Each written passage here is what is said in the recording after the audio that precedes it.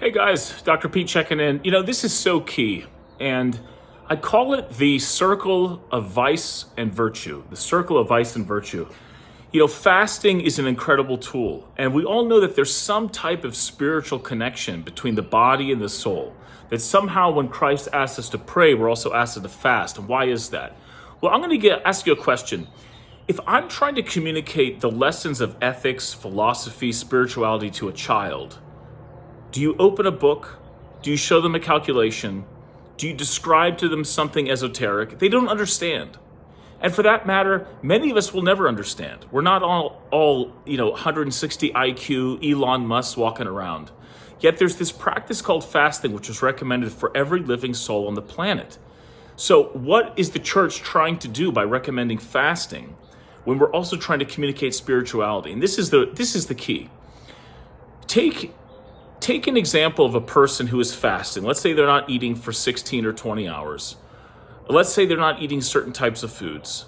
And let's say someone comes over and starts eating a huge piece of steak when you know you're not supposed to eat it. What do you immediately feel? Maybe at best, jealousy and envy. At worst, you're probably judging them. So imagine you're a child experiencing those emotions. That's incredible. That's incredible. So you're 7, you're 8 years old.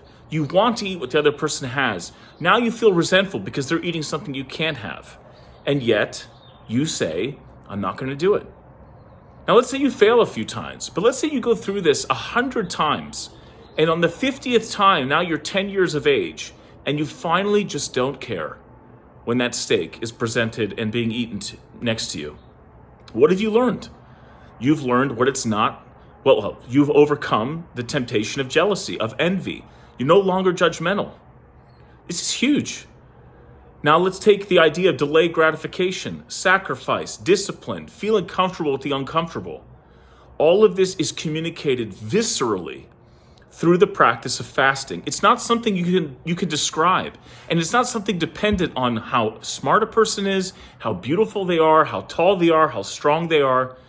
All that matters is that you're a human being with an enteric nervous system and 30 feet of intestine, and a person who feels the sensation of hunger, which is so visceral and so core to who we are.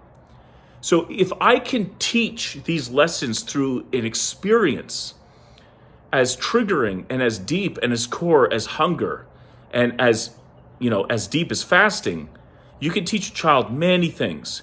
And what things will they achieve and succeed in when they know how to feel comfortable with the uncomfortable, not judge others, not feel a sense of giving into impulse like lust. All these things can be worked out through fasting. Just give it a try. And I've done that. I have this sort of circle of virtues and vices that you can learn through the practice of fasting.